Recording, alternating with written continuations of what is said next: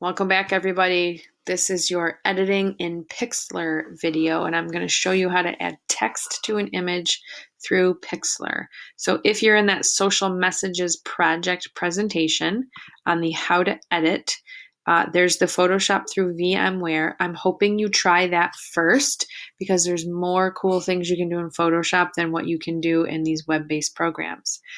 As I mentioned in my other video, if you want to try GIMP, you can try that. I unfortunately cannot demonstrate that because I cannot download it to my school computer. It is a downloaded program, but I hear it's amazing.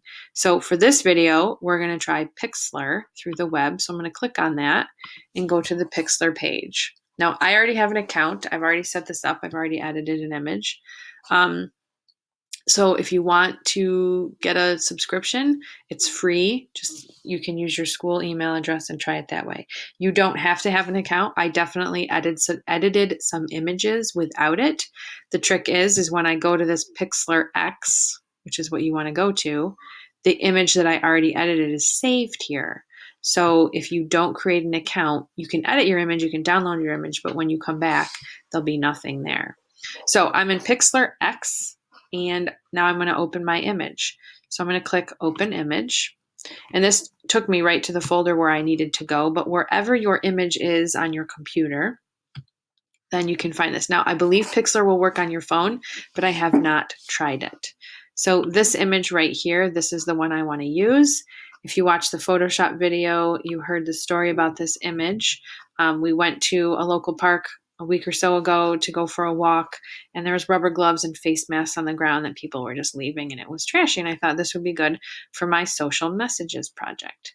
All right, so when this comes up, it's asking you if you want to resize your image. I would just stick with this full HD in the middle and then click Apply. Now, I'm not sure why my file was not set up this way, but when it uploads to Pixlr, it's rotated weird. So over on the left, here's all my tools, and you guys can just play around with this. I'm going to click on this first one, and there's this rotate and flip. I'm going to rotate my image to the left, and so that's going to help me be able to see my whole image here. And all of these little things do different stuff. So arranging, if you have multiple layers, if you want to crop your image, it's right here. There's cutout things you can do. There's adjusting colors. There's filters. There's effects. There's liquefying, which is sort of fun, but don't go crazy for this project. There's retouching. There's drawing. Down all the way at the bottom, you can add another image layer on top of this image, and you can add an element, pre-made overlay or border, that kind of stuff. I will let you guys explore this on your own because it's actually some pretty cool stuff. But for this project, we are going to add some text. So that's this T layer.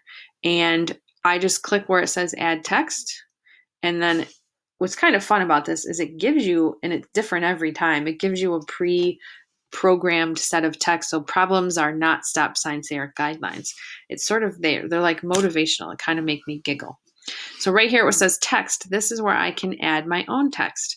And I found this quote online. It says, "The world is beautiful. What we are doing to it is not." So I can type that in here. The world is beautiful, period. Now, I think I want to move this to a different space, and I want what we are doing to it is not to be in a different spot than this. So I'm just going to leave that like it is. Here I can align if I want it left, center, right. Justified based on that text box that's there. I can make it italic or bold. And here I can click through my fonts. Your only fonts options are the ones that are built in already. I'm just going to pick this one. Looks like an interesting font.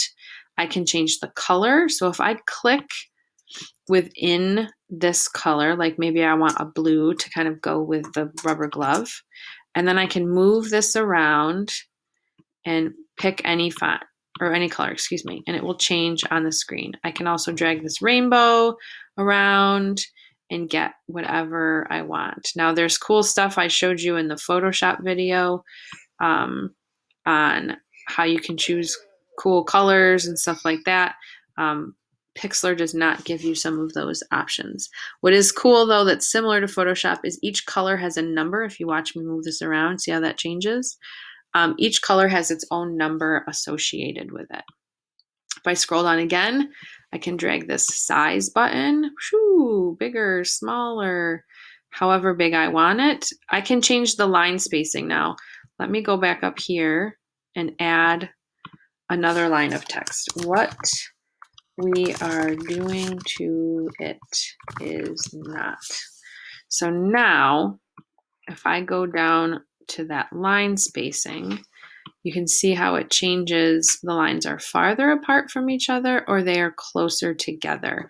And you might want to play around with that. You can also play around with the letter spacing. This is how far apart each individual letter is from the other letters. So you can make them really close and squished or really far apart. You can do the same stuff in Photoshop. I just did not show you how. You can make there be a background. So there's like a box behind your pictures. And then of course you can choose a color for that background. We don't want that. You can put an outline around your letters. So if your letters are hard to see, you can do an outline. And then again, you could pick a color that you want your outline to be. I don't want that. And that's about the gist of what you can do with your text. Now, if I click out of that, I should be able to move this box around, and I can move it wherever I want to put it. And then again, if I want to edit that text, I go back to my text tool, and maybe I want to align it left instead or whatever. You can also drag your text box and make it bigger. So if I want it to be center justified, maybe I want to have a return in between there. Then I can go down and change the size of my font. And then I can go back to this arranging and I can move it wherever I want.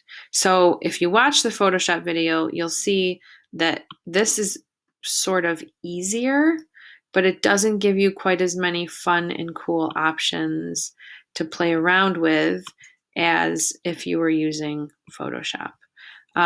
Think about where you're putting your text, what the words say. Like maybe you want certain words to be all capital letters. I showed you in Photoshop, you could make a certain word a different color. You cannot do that in Pixlr. Every word is the same color. There's also glows and things like that. You know, I could add a shadow. That I did not see that option earlier. And you can give a color to the shadow that's around your pictures. You can change where the shadow is. Just move these around. So you can do a little bit of what was already there, or what's in Photoshop, excuse me. But you can't do quite as much in Pixlr as you could in Photoshop. But it is a little bit more easy or user-friendly, I suppose. When you are done, let's say I'm done. I don't love this, but that's okay. I'm going to click Save. It's going to give you the option to name it. So up here, I'm going to call it Social Messages. Now I'm going to call it Social Messages 2 because I already did a Photoshop version and called it Social Messages 1.